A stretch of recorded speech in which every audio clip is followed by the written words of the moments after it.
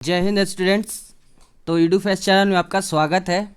और आज हम लोग जो है अपना साइंस का जो है वो कंप्लीट जो है वो देखने वाले हैं। ठीक है, ऐसे जो है कोशिश करेंगे कंप्लीट का ही। और इसमें हम बता दें फिजिक्स और आपका केमिस्ट्री का चलेगा। सबसे पहले हम लोग केमिस्ट्री का 3 चैप्टर का जो है ये केस बेस्ड एमसीक्यू जो है आपका केस बेस्ड आता है, जो पैसेज के साथ आपका एमसीक्यू दिया रहता है उस तरह का जो हम लोग इसमें सॉल्व करने वाले हैं क्वेश्चन। ठीक है, तो ऐसे कोशिश रहेगा कि आपका पूरा किया जाए। फिजिक्स का भी जो 2 चैप्टर है ह्यूमन आई और का रिफ्लेक्शन और रिफ्लेक्शन, वो प्लस में आपका इधर से एसिड बेसेज है और सॉल्ट है, और आपका मेटल नॉन मेटल और केमिकल रिएक्शन एंड जो बैलेंस वाला है फर्स्ट चैप्टर केमिस्ट्री का, वो ये 3 4 5 चैप्टर जो है आपका क्या किया जाए कंप्लीट कराया जाए। बट अगर नहीं भी होता है तो कोई बात नहीं, आपका इसका सेकंड लेक्चर लाएंगे हम लोग। ठीक है, जिसमें फिजिक्स का 2 चैप्टर कर लेंगे और इस क्लास में जो है आपका केमिस्ट्री तो पूरा हो ही जाएगा इस क्लास में। ठीक है, केस बेस्ड एमसीक्यू में। तो चलिए स्टार्ट करते हैं और देखते हैं। आपको सबसे पहले पता होना चाहिए कि जो है इस चैनल पे जो है आपका संस्कृत से रिलेटेड या फिर आपका फिजिक्स मैथ्स जो है क्लास 10 से रिलेटेड इन सारे सब्जेक्ट का जो टॉपिक है, जो आपका ये सिलेबस है, वो काफ़ी अच्छी तरीके से कंप्लीट करवाया जा रहा है सुपर 40 बैच के अंदर। ठीक है, तो आप जल्दी से जाके ज्वाइन हो जाए। आपसे कोई चार्ज नहीं लिया जा रहा है, एकदम 0 रुपये। इस चैनल का जो है मकसद ही है 0 रुपीज़। ठीक है, तो आप जाके है ध्यान से जो उसको देखें। हर एक आपका एक ही क्लास में पूरा अच्छे से हम लोग जो है टॉपिक कंप्लीट कर ले रहे हैं। ठीक है, और उसके साथ क्वेश्चन प्रैक्टिस भी बहुत सारे करवाए जा रहे हैं, तो आप जाके वहाँ पे ज्वाइन हो। तो ये है आपका क्लास आज क्लास 10 का केस बेस्ड एमसीक्यू हम लोग करने वाले हैं। कंप्लीट साइंस पूरे खल्लास कर देंगे। ठीक है, तो चलिए स्टार्ट करते हैं। लेकिन उससे पहले आपको क्या करना है, चैनल को सब्सक्राइब कर लेना है जो लोग नए हैं। पुराने हैं तो शेयर कर दीजिए। ठीक है, और अगर लाइक करना है आपको तो लाइक कर दीजिए। ठीक है, ये बात आप जो है ज़रूर करें यहाँ पर आके। चलिए तो स्टार्ट करते हैं और देखते हैं अपना कि आज का हमारा सेशन कितना बेहतरीन होने वाला है। जुड़े रहें और पूरे लास्ट तक जो है वो देखें इस हर एक क्वेश्चन को। बहुत मज़ेदार मज़ेदार क्वेश्चन है, आप इसको सॉल्व करें। आपके क्वेश्चन में इन्हीं में से कोई एक क्वेश्चन जो है वो आ जाएगा। चलिए स्टार्ट करते हैं। चलिए स्टार्टिंग करते। तो सबसे पहला क्वेश्चन है आपका, ठीक है, केस बेस्ड एमसीक्यू का सबसे पहला क्वेश्चन। हाँ, ये बुक से उठाया गया, इसलिए यहाँ पे नंबर जो है सीक्वेंस में नहीं है। ठीक है, डायरेक्ट 55 नंबर था आपका जिस बुक से मैंने उठाया था, तो उसमें 55 नंबर पे था आपका केस बेस्ड एमसीक्यू। तो उसमें आपका ये इस तरह से पहले आपको पैसेज देगा। ठीक है, इस तरह से आपको ये पूरे स्क्रीन में नहीं आया था, इसलिए मैंने इसको पेज को जो है वो बांट दिया है। ठीक है, कलर चेंज कर लेते हैं। तो मैंने इस पेज को क्या किया, बांट दिया है। देखिए यहाँ पे आपको ये लाइनिंग भी दिख रहा है। ठीक है, यानी कि ये इतना दूर के बाद जो है आपका यहाँ से स्टार्ट हो जाएगा ख़त्म होने के बाद। तो आपको पैसेज जो है पढ़ेंगे तब जब आपको कोई क्वेश्चन नहीं आ रहा है तब, नहीं तो आप डायरेक्ट जो सबसे पहले क्वेश्चन पे बढ़ेंगे। ठीक है, जैसे कि आपको यहाँ पे क्वेश्चन सबसे पहला दिख रहा है। क्या है क्वेश्चन, हाँ ये आपका चैप्टर 1 का है। ठीक है, केमिस्ट्री का भी चल रहा है। ठीक है, केमिस्ट्री का आपका चैप्टर 1 जो केमिकल इक्वेशन वाला था ना, रिएक्शन और इक्वेशन, वो वाला है आपका इसमें। तो क्वेश्चन आपका क्या है, यहाँ पे देखिए ध्यान से। क्वेश्चन है कि which of the following of A reaction involves of the combination of the element. ठीक है, यानी कॉम्बिनेशन का आपको यहाँ पे चुपचाप से रिएक्शन पूछा है कि कॉम्बिनेशन रिएक्शन जो है इन 4 जो आपका यहाँ पे दिया हुआ ऑप्शन, इन 4 में से कौन सा जो है आपका रिएक्शन कॉम्बिनेशन रिएक्शन है, ये आपसे पूछा है। और वो भी ध्यान से देखिएगा, पूछा है कॉम्बिनेशन ऑफ 2 एलिमेंट्स। एलिमेंट्स का पूछा है, कंपाउंड का नहीं पूछा है। ठीक है, कंपाउंड का मतलब क्या होता है, जब 2 एलिमेंट या 2 से ज़्यादा एलिमेंट आपस में मिल जाते हैं उसको कंपाउंड कहते हैं। और एलिमेंट एक सिंपल सा आपका जो है एलिमेंट होता है, जैसे सोडियम मैग्नीशियम एल्युमिनियम, ऐसे सिंपल सिंपल है तो एलिमेंट हो जाएंगे ये। और वही अगर हम सोडियम को और आपको किसको, आप सोडियम और हाइड्रोजन को जोड़ दीजिए जैसे NaH, तो ये आपका एक कंपाउंड हो जाएगा। ठीक है, NaH ये आपका क्या हो गया, ये एक आपका एक कंपाउंड हो गया। ठीक है, ये बात आप ध्यान में रखेंगे। तो आपका यहाँ पे एलिमेंट का पूछा है, एलिमेंट का। ठीक है, कॉम्बिनेशन रिएक्शन, तो एलिमेंट में देखिए CaO, ये तो एक कंपाउंड हो गया, यानी फर्स्ट वाला आपका नहीं होगा। ठीक है, उसके बाद सेकंड वाला छोड़िए, यहाँ पे ये SO2 फिर से एक कंपाउंड हो गया, 2 एलिमेंट मिल गए, यानी ये भी C भी नहीं होगा। और NH3 यानी ये भी नहीं होगा। बच गया आपका B यानी 4Na, एक सेकंड रुकिएगा, 4Na प्लस O2। तो ये देखिए Na एक एलिमेंट है और ऑक्सीजन एक एलिमेंट है, और इनको जब रिएक्शन करा जा रहा है तो 2Na2 और O बन रहा है। ठीक है, 2Na2 और O बन रहा है, यानी कि ये आपका एलिमेंट का है और कंबाइन हो रहा है। दो एलिमेंट जो है कंबाइन करके एक सिंगल कंपाउंड में आपका जो है फॉर्म होता है उसे कॉम्बिनेशन रिएक्शन कहते हैं। तो आपका कौन सा ऑप्शन सही है? बी ऑप्शन जो है आपका करेक्ट हो जाएगा। ठीक है, तो इस तरह से आपका कौन सा ऑप्शन का सही हो जाएगा? बी वाला जो है आपका सही हो जाएगा। आप थोड़ा सा क्वालिटी बढ़ा लीजिएगा, ठीक है, क्योंकि यहाँ लग तो रहा है कि थोड़ा सा आपको जो है छोटा दिख रहा है। ठीक है, तो आप थोड़ा सा क्वालिटी बढ़ा लीजिएगा। नेक्स्ट देखते हैं। नेक्स्ट आपका क्या कि consider Fe2O3 plus 2Al arrow Al2O3 plus 2Fe। इसमें पूछा है कि the above reaction is an example of, ये किसका एग्जाम्पल है ये आपसे पूछा है। तो आप यहाँ पर सिंपल से देखिए, ये जो अल्युमिनियम है वो आपको क्या किया है? आयरन को जो है हटाया है, डिस्प्लेस किया है और उसके जगह पे जो है अल्युमिनियम जाके ऐड हुआ है। ठीक है, और आयरन को जो है अपने जगह पे ले आया है, यानी कि एक सिंगल डिस्प्लेसमेंट हुआ है। ठीक है, अल्युमिनियम जो है आयरन को हटाया है, यानी सिंगल डिस्प्लेसमेंट हुआ है ये। ठीक है, तो यहाँ पे सिंगल डिस्प्लेसमेंट यानी कि डी ऑप्शन यानी सिंगल डिस्प्लेसमेंट रिएक्शन जो है वो आपका करेक्ट हो जाएगा। ठीक है, ना ही कॉम्बिनेशन होगा, क्योंकि कॉम्बिनेशन में दो जो है एलिमेंट कंबाइन हो गए या फिर दो कंपाउंड कंबाइन होकर क्या होंगे आपके? एक सिंगल सा जो है आपका कंपाउंड या कि एक सिंगल सा सब्सटेंस या कंपाउंड जो भी कहिए वो फॉर्म होता है। ठीक है, कॉम्बिनेशन में। डबल डिस्प्लेसमेंट में क्या होगा कि दोनों का जो है डिस्प्लेस चेंज होगा। ठीक है, जैसे यहाँ पे अल्युमिनियम के बाद अल्युमिनियम में भी कुछ लगा हुआ रहता। ठीक है, तो वो जो है इस ऑक्सीजन को डिस्प्लेस करता, तो दो बार यहाँ पे डिस्प्लेसमेंट होगा तो उसको डबल डिस्प्लेसमेंट कहेंगे। ठीक है, और उसके बाद डीकम्पोजिशन में क्या होता है? डिकम्पोज होता है यानी टूटता है। ठीक है, जैसे H2O जो है टूटता है किस फॉर्म में? H2 प्लस O2 के फॉर्म में। ठीक है, तो ये आपका डिकम्पोजिशन रिएक्शन हुआ, यानी कि एक सिंगल कंपाउंड जो है दो एलिमेंट में जो है वो क्या हो गया? टूट गया। तो ये आपका डिकम्पोजिशन है। लेकिन आपसे पूछा था कौन सा रिएक्शन है, तो यहाँ पे सिंगल डिस्प्लेसमेंट हो रहा है, तो सिंगल यानी कि डी वाला आपका करेक्ट हो जाएगा। नेक्स्ट थर्ड क्वेश्चन है। थर्ड क्वेश्चन देखिए यहाँ पे क्या है, थोड़ा सा अधूरा है क्या थर्ड क्वेश्चन? आगे देख लेते हैं। हाँ, यहाँ पे आपका पूरा। तो थर्ड क्वेश्चन है कि Mg plus CO2 gives MgO plus CO। ठीक है, दिख रहा है आपको? ध्यान से देखिए, यहाँ पे आपको चार ऑप्शन दिया है। यहाँ पे पहले तो कि ये डिकम्पोजिशन, डिस्प्लेसमेंट, कॉम्बिनेशन और डबल डिस्प्लेसमेंट रिएक्शन, और पांचवा है आपका रिडॉक्स रिएक्शन। अब आपको यहाँ पे दिया है ऑप्शन, ये देखिए यहाँ पर। ठीक है, इस तरह से आपको पैसेज पूछेगा। अब देखिए, हमने बिना पैसेज पढ़े, मेरे पास जितना जानकारी था, यानी आपने चैप्टर जितना पढ़ा है बढ़िया से, तो आप बिना पैसेज पढ़े ये सारा क्वेश्चन को जो है आप सॉल्व कर जाएंगे बिना पैसेज पढ़े। ठीक है, तो आपको केस बेस्ड क्वेश्चन से कोई मतलब ही नहीं रखना है। केस बेस्ड हो चाहे जो भी हो, ये तो और आपके लिए इजी है। अगर आप चैप्टर बढ़िया से पढ़े हैं, आपका चैप्टर पे पूरा कमांड है, तो आप जो है इस तरह के क्वेश्चन, इस तरह का जो केस बेस्ड MCQ है, इसको आप कर जाएंगे बिना आप पैसेज को पढ़े।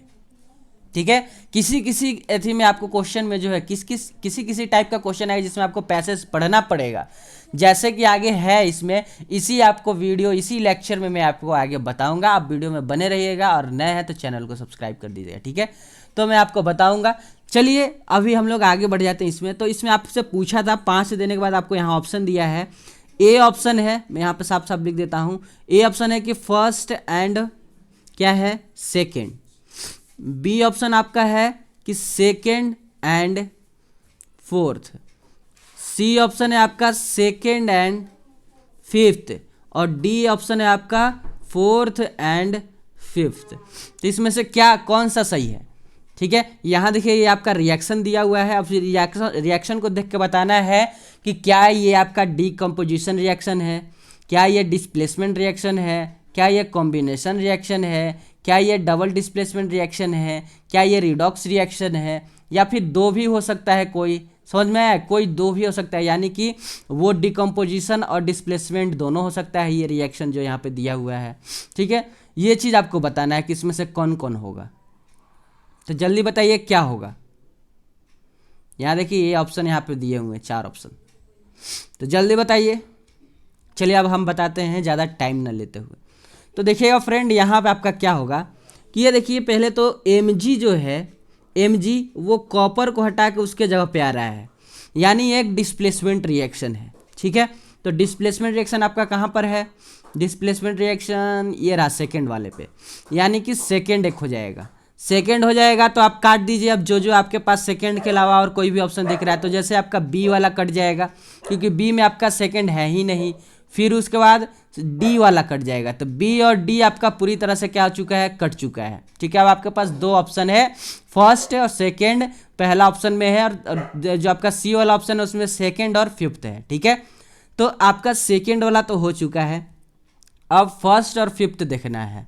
फर्स्ट और फिफ्थ, तो क्या ये आपको फर्स्ट में आपको यहाँ पे दे रहा है डीकम्पोजिशन रिएक्शन, तो क्या ये रिएक्शन आपको यहाँ पे दिया है जो वो क्या डीकम्पोजिशन है, क्या ये डिकम्पोज कर रहा है, टूट रहा है क्या?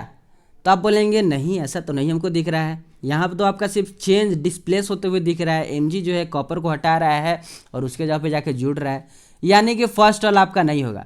और फर्स्ट वाला नहीं होगा तो यहाँ से ए ऑप्शन भी कट गया और ये सब तो आपके कटे ही थे, यानी सी वाला ऑप्शन आपका करेक्ट हो जाएगा। यानी कि ये वाला जो रिएक्शन यहाँ पे दिया हुआ है ये आपका क्या है, डिस्प्लेसमेंट रिएक्शन है और रिडॉक्स रिएक्शन भी है। अब रिडॉक्स रिएक्शन किसको कहते हैं, अब रिडॉक्स रिएक्शन किसको कहते हैं, तो रिडॉक्स रिएक्शन फ्रेंड उसको कहते हैं जिसमें आपका क्या होता है, ऑक्सीजन एक तरफ से तो ऑक्सीजन आपका क्या हो रहा है, रिमूव हो रहा है, और दूसरी तरफ आपका ऑक्सीजन ऐड हो रहा है। तो ऑक्सीजन रिमूव हो रहा है एक तरफ से और एक तरफ से ऑक्सीजन आपका ऐड हो रहा है। तो इस तरह के जो है आपके रिएक्शन को हम लोग क्या बोलते हैं, रिडॉक्स रिएक्शन बोलते हैं। क्या बोलते हैं, रेडॉक्स रिएक्शन। उम्मीद है आपको समझ में आ गया होगा कि कैसे क्या हुआ, समझे? अरे समझे कि नहीं समझे? हाँ तो चलिए समझ गए। तो इस तरह से आपका ये कौन सा ऑप्शन, सी ऑप्शन आपका करेक्ट हो जाएगा। चलिए आगे फिफ्थ क्वेश्चन पे, फोर्थ क्वेश्चन पे। मजा आ रहा है लाइक कीजिए, ठीक है। फोर्थ क्वेश्चन है कि which of the following is decomposition reaction. अब आपसे यहाँ पे डीकम्पोजिशन रिएक्शन के बारे में पूछा है। आपका यहाँ पे इस तरह के केस बेस्ड एमसीक्यू में आपका पूरा चैप्टर भी बढ़िया से रिवीजन हो जाएगा, ठीक है। चलिए, तो डीकम्पोजिशन रिएक्शन आपको यहाँ पे पूछा है कि कौन सा है, ठीक है। तो ध्यान देखिए, डीकम्पोजिशन में क्या होता है, टूटता है, एक सिंगल कंपाउंड जो है वो दो एलिमेंट में टूट जाता है। तो यहाँ पे HgO जो है वो आपका Hg+O2 में टूट रहा है, ठीक है। HgO है जो, सॉरी HgO है वो आपका Hg+O2 में जो है वो क्या हो रहा है, टूट रहा है, ठीक है। तो ठीक है, ये आपका डीकम्पोजिशन है। फिर CaCO3 जो है वो आपका CaO+O2 में टूट रहा है, ये भी है। फिर उसके बाद HgO फिर से आ गया क्या, वही, अच्छा वो इस बार इलेक्ट्रोलाइसिस करके H2+O2 में टूट रहा है, ठीक है। तो ये भी सही है, यहाँ पे HgO नहीं है, ये H2O होगा, यहाँ पर H2O HgO लिखा हुआ है, ठीक है, मिसप्रिंट था। तो H2+O2 ये भी सही है, यानी D all of the above यहाँ पे सही हो जाएगा। सारा आपका डीकम्पोजिशन रिएक्शन का जो है वो दिया हुआ है, ठीक है। उम्मीद है ये चीज़ आपको समझ में आ गया। हाँ, थोड़ी सी दिक्कत हो रही होगी, आप थोड़ा सा यार अपना क्वालिटी बढ़ा लीजिएगा, ठीक है। थोड़ा सा आप क्वालिटी भी आप कम देखेंगे तो आपको यहाँ धुंधला कुछ दिखाई देगा, ठीक है। तो आप थोड़ा सा जो है वो क्वालिटी अपना बढ़ाएंगे तो काफ़ी अच्छा यहाँ पे क्लियर दिखाई दे रहा है, ठीक है। चलिए, तो फ्रेंड नेक्स्ट आगे बढ़ जाते हैं। नेक्स्ट आपका लास्ट है, इस पैसेज का लास्ट क्वेश्चन है, फिर उसके बाद हम लोग नेक्स्ट पैसेज पे बढ़ जाएंगे। देखिए, हम लोगों ने बिना पैसेज पढ़े हमने एक जो आपका उस पैसेज का जितने भी क्वेश्चन है उसे हमने सॉल्व कर दिया है। बस चैप्टर आपका जो है, चैप्टर पे कमांड होना चाहिए, ठीक है। तो चैप्टर आप बढ़िया से पढ़िए, जो भी पढ़िए रिवीजन अच्छा से कर लीजिएगा, तो आपका केस बेस्ड एमसीक्यू कहीं नहीं जाएगा। नेक्स्ट फिफ्थ है कि CuO+H2 जो है वो आपका टूट के क्या हो रहा है, H2O+Cu में जो है बन रहा है। तो आपसे पूछा है कि ये कौन सा जो ये रिएक्शन जो है वो क्या रिप्रेजेंट कर रहा है, ये रिएक्शन क्या जो है किसका एग्जाम्पल है इस ये रिएक्शन। तो ध्यान दीजिएगा फ्रेंड, सिंथेसिस रिएक्शन कभी नहीं होगा और एनालिसिस रिएक्शन भी आपका ये कभी नहीं होगा, ठीक है। ये रिएक्शन आपके बुक में कहीं पढ़े भी नहीं होंगे आप। फिर उसके बाद न्यूट्रलाइजेशन रिएक्शन तो एसिड और बेस के साथ मिल के होता है, और यहाँ पे ना एसिड कहीं दिख रहा है ना हमको बेस कहीं दिख रहा है, यानी कि न्यूट्रलाइजेशन भी नहीं है, सिंथेसिस रिएक्शन भी नहीं है और एनालिसिस रिएक्शन भी नहीं है। बचा क्या, तो रिडॉक्स रिएक्शन। तो जी हाँ, ये रिडॉक्स रिएक्शन है। क्यों, क्योंकि कॉपर ऑक्साइड में से ऑक्सीजन जो है वो रिमूव हो रहा है और हाइड्रोजन में ऑक्सीजन ऐड हो रहा है। तो ये कौन सा रिएक्शन होता है, रिडॉक्स रिएक्शन होता है। तो ए ऑप्शन आपका करेक्ट हो जाएगा। और इस तरह से हम लोगों ने इस पैसेज का, इस वाले पैसेज का जो है सारा क्वेश्चन बिना इस पैसेज को पढ़े जो है वो हम लोगों ने कंप्लीट कर दिया। उम्मीद है आपको समझ में आ गया होगा कि केस बेस्ड एमसीक्यू जो है क्वेश्चन हम लोग केस बेस्ड एमसीक्यू का कैसे सॉल्व करते हैं। ठीक है, चलिए यही हमारा मकसद ही है इस चैनल पे सुपर 40 बैच का, कि आपको क्वेश्चन इतना प्रैक्टिस करा दिया जाए, हर तरह का क्वेश्चन जो आपके एग्जाम में आता है उस तरह का, कि आपको एग्जाम में कोई भी क्वेश्चन आपको नया ना लगे, ऐसा लगे कि आपने इस तरह का क्वेश्चन आप प्रैक्टिस करके आए हैं। ठीक है, चलिए फिर से आपका ये नेक्स्ट आपका पैसेज आ गया है आपके सामने। ठीक है, 56 जो है 55 के बाद इस पैसेज में भी आपको इस तरह से दिया हुआ है। अब देखिए इस तरह का पैसेज आपको पढ़ना जरूरी है। क्यों? क्योंकि आपको यहाँ पे x P Q R S ये इस तरह का कुछ दे दिया है। अब आपको ये पता ही नहीं कि पी क्यू आर एस है क्या, एक्स है क्या, तो फिर आप क्वेश्चन सॉल्व नहीं कर पाएंगे, क्योंकि क्वेश्चन में आपको X Y Z P Q R इस तरह से करके पूछेगा। ठीक है, तो इस तरह के पैसेज में आपको पढ़ना पड़ेगा भाई। ठीक है, इस तरह के पैसेज में क्वेश्चन क्या है, यहाँ थोड़ा सा सर्दी हो चुका है तो दिक्कत हो रहा है, आपको भी सुनाई दे रहा होगा, थोड़ा सा एडजस्ट कर लीजिएगा। चलिए देखिए क्वेश्चन है कि ए मैग्नीशियम रिबन एक्स। अब मैग्नीशियम रिबन बोल दिया तो आपको पता ही है क्या हो जाएगा, मैग्नीशियम रिबन Mg हो जाएगा। ठीक है, क्योंकि मैग्नीशियम रिबन क्या होता है, Mg से ही बना हुआ रहता है।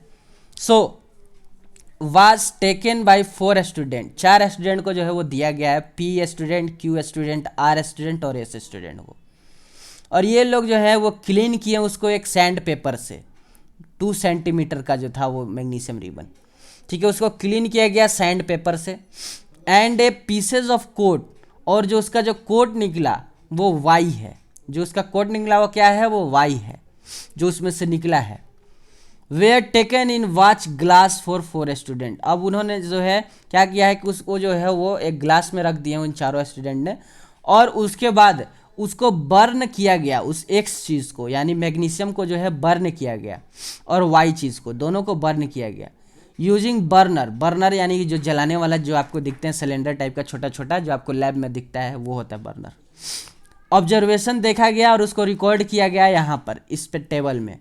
अब बताना है, अब इस टेबल को आप देख लीजिए, पी वाला एक्स जो है आपका यानी मैग्नीशियम जो है उसका फ्लेम यानी जला तो उसका फ्लेम निकला डार्जिलिंग वाइट, और जो रेजिड्यू यानी बचा हुआ जो उसके पास जो एथी आया, जो उसके बाद जलने के बाद जो बचा उसके पास चीज़ जो राख बचा, वो उसका ग्रेइश एश कलर का निकला, यानी ग्रेइश कलर का निकला।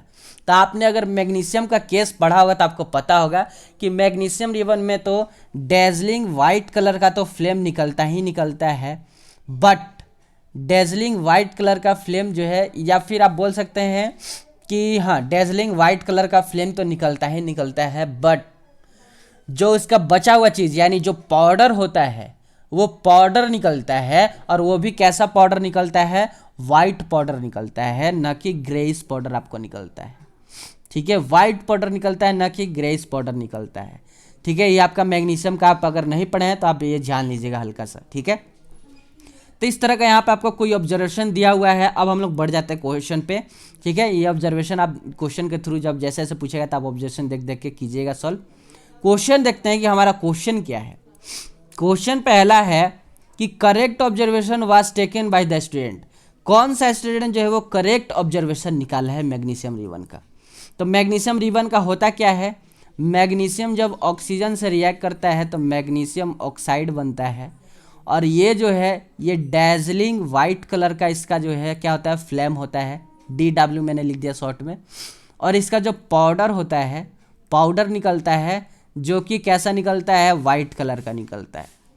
ठीक है, तो ऐसा कोई भी स्टूडेंट ये दो चीज़ लाया होगा यानी डेजलिंग वाइट कलर और वाइट पाउडर उसके पास निकला होगा, तो वो ऑब्जर्वेशन आपका करेक्ट होता है। ठीक है, ये आपको चैप्टर जब पढ़ाया जाता है तो पहले ही आपका पहला या दूसरा पेज में ही आपको टीचर जो है वो नोट में लिखवाता है मैग्नीशियम रिबन का। ठीक है, नहीं लिखवाएगा टीचर तो फिर वो टीचर का जो है गलती है, आप जो है कहीं से ढूंढ के, या फिर हमें इस चैनल पे ही जो है आपको इस चैप्टर को पूरा कंप्लीट पढ़ाया गया है, उसमें मैंने खुद बताया है। ठीक है, आप जाके देख लेंगे। तो देख लेते हैं यहाँ पर, तो पी वाले जो है वो डेजलिंग वाइट तो निकाला है, ठीक है, लेकिन ग्रेइश एश निकाला है यानी ये नहीं होगा। क्यू वाला जो है वो वाई वाला हमको नहीं देखना, हमको एक्स वाला देखना है, तो डेजलिंग वाइट तो निकाला है, ठीक है, और वाइट पाउडर भी निकाला है। अच्छा, ये बात सही है भाई साहब, यानी क्यू स्टूडेंट जो है वो आपका सही एक्सपेरिमेंट किया है, सही ऑब्जर्वेशन लाया है।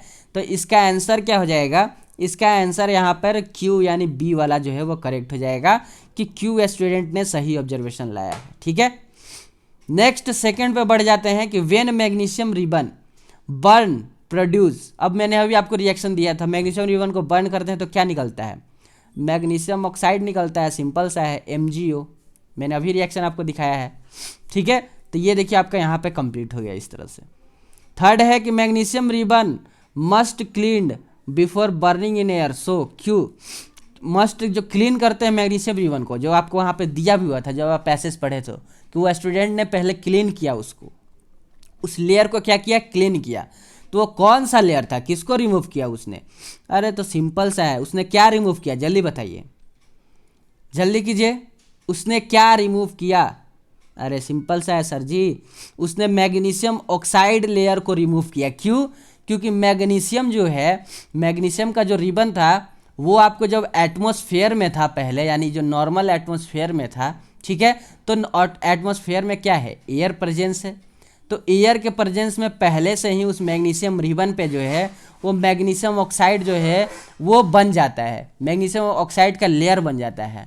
ठीक है, तो पहले से ही उस मैग्नीशियम रिबन पे मैग्नीशियम ऑक्साइड का लेयर बन चुका है, क्योंकि वो एटमॉस्फेयर के एयर से रिएक्ट कर लिया है। ठीक है, तो उस लेयर को हटा के तब जलाया जाता है, क्योंकि वो लेयर जब तक रहेगा तो वो जलेगा ही नहीं, तो उस लेयर को हटाया जाता है। तो कौन सा लेयर को हटाया जाता है, तो मैग्नीशियम ऑक्साइड के लेयर को हटाया जाता है, यानी ए ऑप्शन आपका करेक्ट हो जाएगा। ठीक है, नेक्स्ट आगे बढ़ जाते हैं फोर्थ क्वेश्चन। फोर्थ क्वेश्चन है कि the type of reaction involve in this experiment is. तो आपको पता है कि Mg जो है प्लस O2 मिलके क्या बनता है, MgO ऑक्सीजन में, तो दो एलिमेंट मिलके एक सिंगल कंपाउंड बना रहा है, यानी कॉम्बिनेशन रिएक्शन आपको यहाँ पे दिख रहा है, तो सी वाला आपका करेक्ट हो जाएगा, यानी कॉम्बिनेशन रिएक्शन।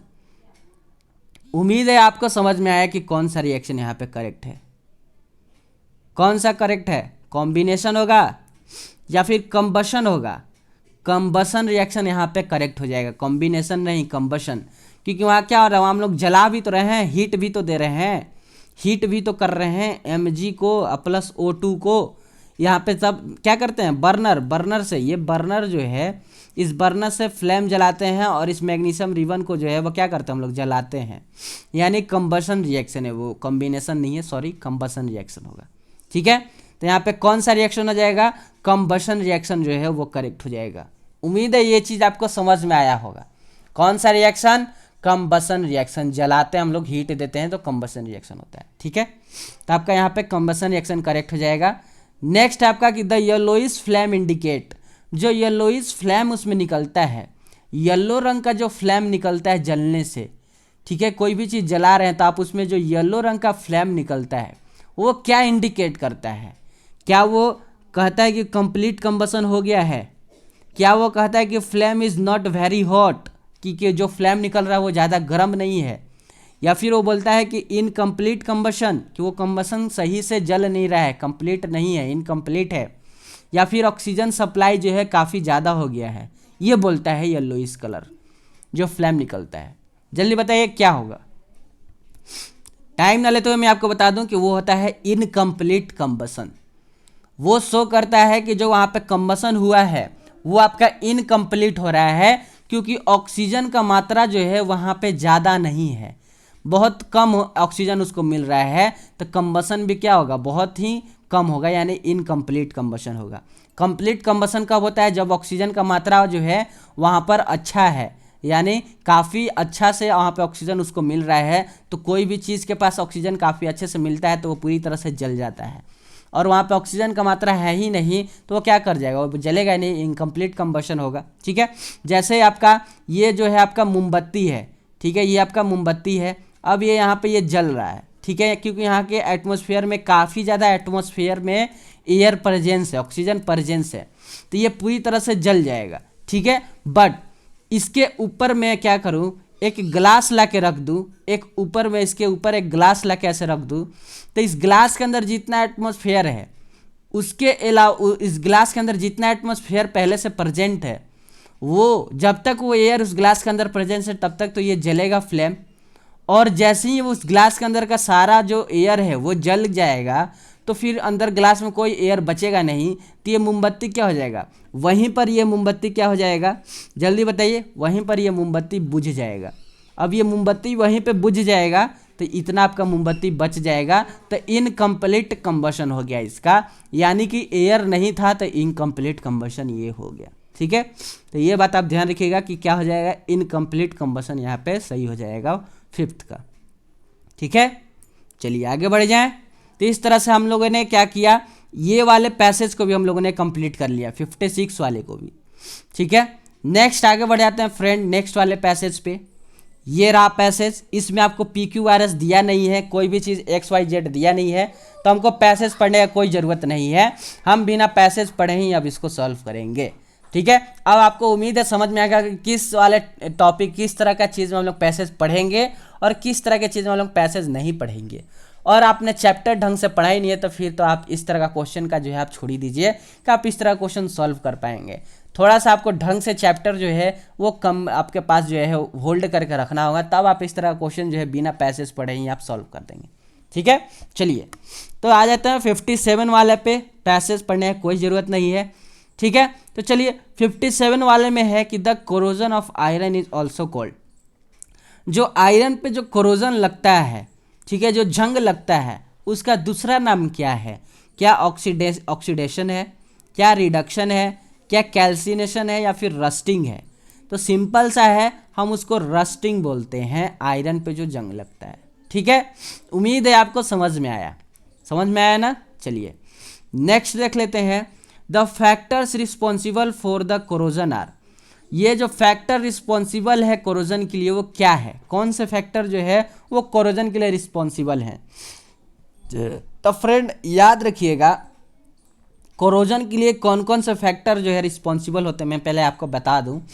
ऑक्सीजन जो है होगा तो कोरोजन हो सकता है, फिर उसके बाद कार्बन डाइऑक्साइड भी होता है तो कोरोजन हो सकता है, सल्फर डाइऑक्साइड के साथ भी कोरोजन हो सकता है, मॉइस्चर प्रेजेंट हो एटमॉस्फेयर में तब भी कोरोजन हो सकता है, और हीट दे दीजिएगा तो कोरोजन हो जाएगा। ठीक है, ये इतने फैक्टर जो है आपके कोरोजन के लिए जो है क्या है, फैक्ट जो है करते हैं। ठीक है, रिस्पॉन्सिबल है।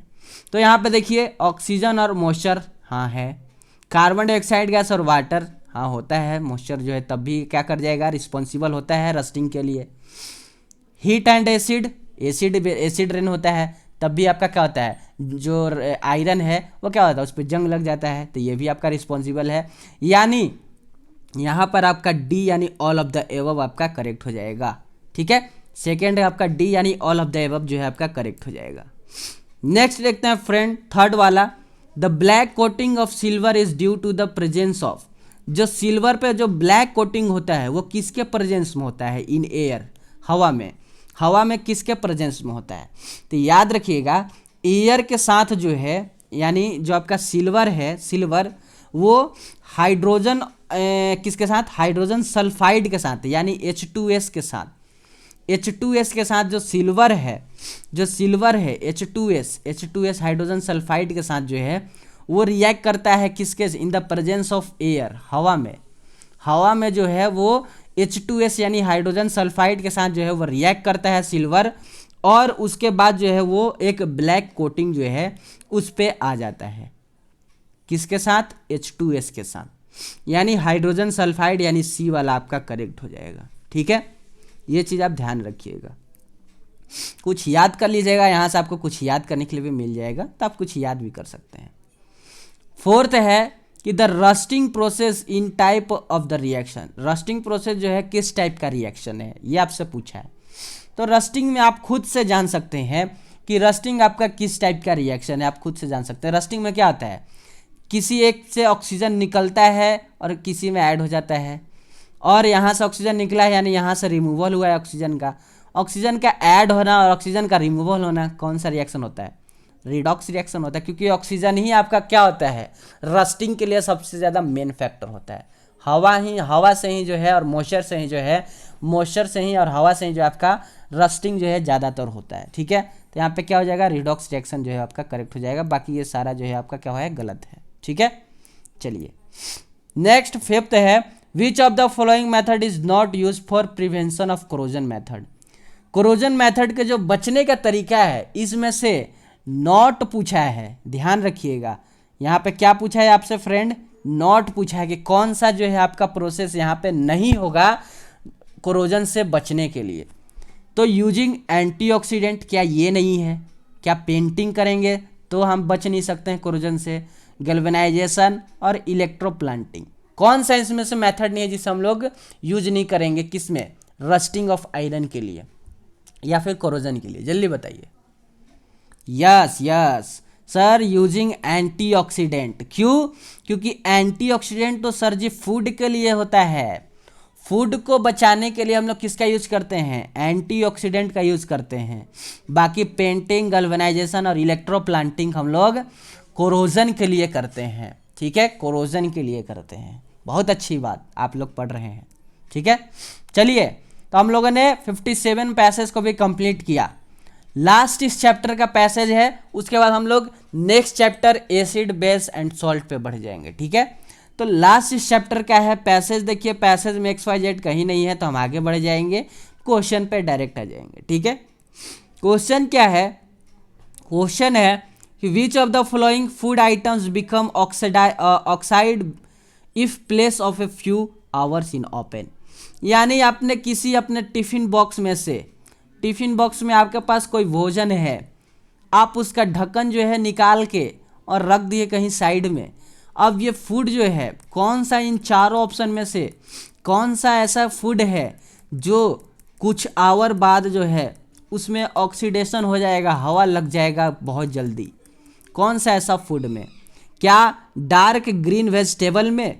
वेजिटेबल आपका ग्रीन वेजिटेबल उसमें, क्या ग्रीन वेजिटेबल को आप खुला छोड़ देंगे तो आप उसको वो जल्दी खराब हो जाएगा? क्या बिस्किट्स में? क्या ऑयल में? क्या पोटैटोज में? तो आप जानते हैं कि आप बिस्किट को, आप अपने टिफ़िन बॉक्स में बिस्किट लाए हैं बहुत अच्छे गोल मोटोल, और आप इसको कुछ देर तक हवा में रख देते हैं, तो ये बिस्किट को आप बोलते हैं हमारे भाषा में कि मेहरा जाता है। ठीक है, तो मेहराने का मतलब क्या है कि इसमें बाहरी ऑक्सीजन जो है, एटमॉस्फेयर का ऑक्सीजन जो है वो अटैक कर दिया इसके ऊपर, और इसके अंदर ऑक्सीजन जो है वो घुस गया। ठीक है, यानी हवा लग गया इसमें। ठीक है, तो ये वो जो बिस्किट है वो खराब हो जाता है, यानी बिस्किट इसका करेक्ट हो जाएगा, बी वाला करेक्ट हो जाएगा। ठीक है, next, the following step is taken protect your effect of rancid fats. यानी आपका जो भोजन है उससे बचने के लिए क्या क्या सही करेक्ट जो है आपका यहाँ पे स्टेप दिया हुआ है। तो स्टोर ऑयल, उसको जो है आप क्या कर दीजिए, तेल में रख दीजिए। जैसे अचार है, आपकी मम्मी लोग क्या करती होंगी, एक डिब्बे में जो है अचार को जो है डालने के लिए सबसे पहले इसमें तेल डालती हैं और फिर उसके अंदर अचार डालती हैं। क्यों? क्योंकि वो तेल जो है उस अचार को ख़राब होने से बचाता है। तो ये तो बात सही है, ये एकदम सही है। Avoid food which contain fats stale smell. यानी जो आपका जो स्टेल स्मेल हो, यानी कि स्मेल जो है, यानी कि आप बोल सकते हैं कि आप उस तरह का फूड को जो है अवॉइड कीजिए जो जिसका कि फैट या फिर जो स्टेल स्मेल, यानी कि गंदा जो है आपका जो स्मेल देता हो, उस तरह का फूड को आप क्या कीजिए, अवॉइड कीजिए। तब जो है आपका जो है आप खुद को प्रोटेक्ट रख सकते हैं। ठीक है, तब आप खुद को क्या कर सकते हैं, प्रोटेक्ट। ये भी बात सही है। अगर कोई आपका खाना है वो आपको गंदा स्मेल देता है, आप कैसे जानते हैं कि वो भोजन जो है वो ख़राब हो चुका है? जब उस स्मेल को सूंघते हैं तो आपको खट्टा या फिर गंदा जो है, पहले से नॉर्मल आपको स्मेल उसमें अच्छा नहीं लगता है, तो आप बोलते हैं कि ये भोजन जो है वो ख़राब हो चुका है। तो ये भी बात सही है एकदम से। ठीक है, उसके बाद नेक्स्ट देखिए, कंज्यूम एंटीऑक्सीडेंट। अभी मैंने पढ़ाया था एंटीऑक्सीडेंट हम लोग भोजन के लिए यूज़ करते हैं, तो ये बात एकदम सही है। यानी कि डी यानी ऑल ऑफ द एबव आपका करेक्ट हो जाएगा। उम्मीद है ये चीज़ आप समझ गए होंगे कि क्या हो जाएगा यहाँ पर, D all of the above यहाँ पे करेक्ट हो जाएगा। नेक्स्ट देखते हैं फ्रेंड, थर्ड क्वेश्चन है कि the fresh food become stale and tasteless when expose to air due to. जो फ्रेश फूड है वो स्टेल या टेस्टलेस हो जाता है जब हम उसको एयर में रखते हैं, ड्यू टू किसके कारण, जल्दी बताइए। जो फ्रेश फूड है उसमें जो है खट्टापन और बहुत टेस्टलेस वो हो जाता है जब हम उसको हवा में छोड़ देते हैं कुछ समय के लिए, तो वो किसके कारण होता है? तो वो ध्यान रखिएगा, क्या उसमें ऑक्सीजन का रिडक्शन हो जाता है? ऐसा तो नहीं हो सकता, ऑक्सीजन उसमें ऐड होता है, हवा उसमें लगता है, यानी oxidation of fats and oil take place, यानी बी वाला आपका करेक्ट हो जाएगा, oxidation of fats and oil takes place. Corrosion of food नहीं होता है भाई साहब, रेंसिडिटी ऑफ फूड होता है। कोरोजन तो आपका किस में होता है, आयरन में होता है, ठीक है। बाकी ये कार्बन डाइऑक्साइड और ये सारा चीज़ गलत है, यानी बी वाला आपका करेक्ट है, ठीक है। फोर्थ देखते हैं, और उसके बाद एक लास्ट है इस चैप्टर का, 2 क्वेश्चन है, उसके बाद हम लोग इस चैप्टर को कंप्लीट कर जाएंगे, ठीक है। तो आपका फोर्थ है क्या, फोर्थ है कि which of the following is use to prevent rancidity of food.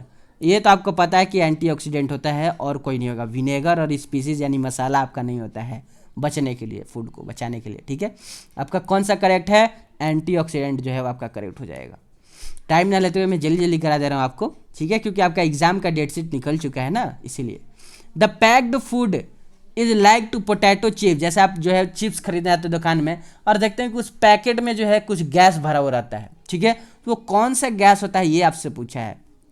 तो याद रखिएगा, नहीं पता है आपको तो, कि नाइट्रोजन गैस जो है वो उसमें भरा हुआ रहता है, N2 गैस, N2 गैस उसमें भरा हुआ है, नाइट्रोजन गैस, ठीक है। चलिए, तो इस तरह से हम लोगों ने जो है फर्स्ट चैप्टर को कंप्लीट किया।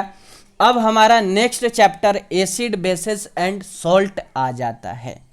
तो एसिड बेसेस एंड सॉल्ट को जो है फ्रेंड अब हम लोग जा रहे हैं अपना कंप्लीट करने, किसको, एसिड बेसेस, एसिड बेसेड एंड हम लोग किसको, सॉल्ट को जा रहे हैं अब हम लोग फ्रेंड कंप्लीट करने। तो आइए चलिए अब हम लोग एसिड बेसेस पे आ जाते हैं और देखते हैं कि एसिड बेसेस एंड सॉल्ट को जो है वो कैसे क्या करना है अब हम लोग को, ठीक है। चलिए फर्स्ट क्वेश्चन ले लेते हैं एसिड बेसेस एंड सॉल्ट का। फिर से वही XYZ कुछ नहीं है, हमको कुछ नहीं लेना देना है, लेकिन मैं इसमें से आपको कुछ चीज़ बता देता हूँ आपको सबसे पहले, ठीक है। अल्कलीज किसको बोलते हैं, अल्कलीज किसको बोलते हैं, तो ऐसा बेस जो सॉल्यूबल हो वाटर में उसको अल्कली बोलते हैं। थोड़ा सा रिवाइज में आपको करा देता हूँ, ठीक है। ऐसा बेस जो वाटर में सॉल्यूबल हो उसको हम लोग अल्कलीज बोलते हैं, ठीक है।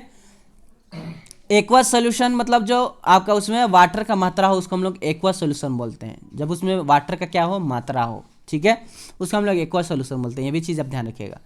Water is a polar solvent, ये चीज़ आप ध्यान रखिएगा, वाटर एक पोलर सॉल्वेंट होता है, बस। अब इससे ज़्यादा आपको कुछ याद नहीं रखना है। चलिए आगे बढ़ जाते हैं, क्वेश्चन पे आते हैं। मज़ा आ रहा है ना, मज़ा आएंगे तो लाइक करेंगे, शेयर करेंगे और नए हैं तो सब्सक्राइब करेंगे, ठीक है, ठीक है, समझे। अरे यार इसीलिए हंस नहीं रहे थे, सॉरी। आप लोगों को थोड़ा सा कान जो है वो थोड़ा सा तो डिस्टर्ब हुआ होगा अगर जिन्होंने ईयरफोन लगाया है, ठीक है, ईयरफोन लगाया है तो थोड़ा सा कान आपका डिस्टर्बेंस हुआ होगा हमारे खांसी से, ठीक है। देखते हैं, ammonium hydroxide is a weak base because, जो एमोनियम हाइड्रोक्साइड है उसको क्या बोलते हैं, सर जी फार्मूला बता दो भैया जी, NH4OH, ये लो लिख लो। एमोनियम हाइड्रोक्साइड ये आपका एक वीक बेस होता है, क्यों, तो ध्यान रखिएगा, वीक बेस उसको कहेंगे जिसमें आपका OH का मात्रा कम हो। बेस किसको बोलते हैं, जिसमें OH लगा हुआ हो किसी भी कंपाउंड में। और एसिड किसको बोलते हैं, जिसमें H+ आयन लगा हो और OH- होता है। तो ये आपका एसिड के लिए होता है और ये आपका बेस के लिए होता है। तो ये बेस में जितना OH- कम रहेगा वो इतना ही वीक होगा, और एसिड में जितना H+ आयन कम रहेगा वो उतना ही एसिड वीक होगा, ठीक है। तो यहाँ पे देखिए NH4OH, अब आपको फार्मूला पता होगा तो यहाँ पे देखिए OH जो है वो एक सिंगल है, सिर्फ आपको यहाँ पे OH जो है वो सिंगल आपको यहाँ पे दिखाई दे रहा है। तो एक यहाँ पे सिर्फ एक चीज़ आपको, एक ही OH आपको प्रेजेंट यहाँ पे मिल रहा है, इसीलिए ये आपको काफ़ी वीक हो जाता है। यानी यहाँ पे आप इसको क्या बोल सकते हैं, यहाँ पे आप बोल सकते हैं कि it is only slightly ionize because, क्यों, तब देखिएगा अब यहाँ पे ये वीक बेस जो है आपका ये हो गया, तो आप इसको क्या बोल सकते हैं, आप इसको बोल सकते हैं कि it is slightly ionized. Ionize ये काफ़ी कम आयोनाइज्ड होगा, क्यों, क्योंकि इसके पास आयन ही काफ़ी कम है, आयन ही कम है, तो ये वाटर में चाहे जो भी सब्सटेंस उसमें काफ़ी कम डिजॉल्व होगा ये, ठीक है। तो आप इसको बोल सकते हैं कि इट इज़ स्लाइटली या फिर it is only slightly ionize, ठीक है। तो बी ऑप्शन इसका करेक्ट हो जाएगा, ना ही आप इसको बोल सकते हैं कि इसका ठीक है। अब आगे बढ़ जाते हैं फ्रेंड, आगे देखते हैं नेक्स्ट। ये भी आपका पूरा पैसेज हम लोगों ने कन्वर्ट जो है कंप्लीट किया। ये आपका एसिड बेसिस सॉल्ट का पहला पैसेज जिसको हम लोगों ने कंप्लीट कर लिया पूरी अच्छी तरीके से, ठीक है। नेक्स्ट देखते हैं फ्रेंड अगला 59 एसिड बेसिस सॉल्ट का पैसेज। पैसेज पढ़ना जरूरी नहीं है भाई साहब, क्योंकि XYZ दिया नहीं है। तो आगे बढ़ जाते हैं, थोड़ा सा छोटा पड़ जा रहा है ना, इसको ये क्या करेंगे अगले बार से जो आपका लाएंगे जो भी सुपर 40 बैच में क्वेश्चन, उसमें थोड़ा हम फॉन्ट को बड़ा कर देंगे, ठीक है। तो आपको दिक्कत नहीं होगा पढ़ने में। चलिए थोड़ा सा आप इस बार एडजस्ट कर लीजिए, कोई नहीं। चलिए एक काम करते हैं इसमें जो है इस वाले जो है आपके जो ये है इवेंट है, इसमें हम काम करते हैं, क्योंकि हम तो बायोलॉजी पढ़ाएंगे नहीं, ठीक है, क्योंकि बायोलॉजी हमको आता नहीं है। हम जो आपको फिजिक्स और जो है केमिस्ट्री पढ़ाएंगे। तो आपका केमिस्ट्री का तीनों चैप्टर का मैं इसमें केस बेस्ड MCQ डाल दे रहा हूँ।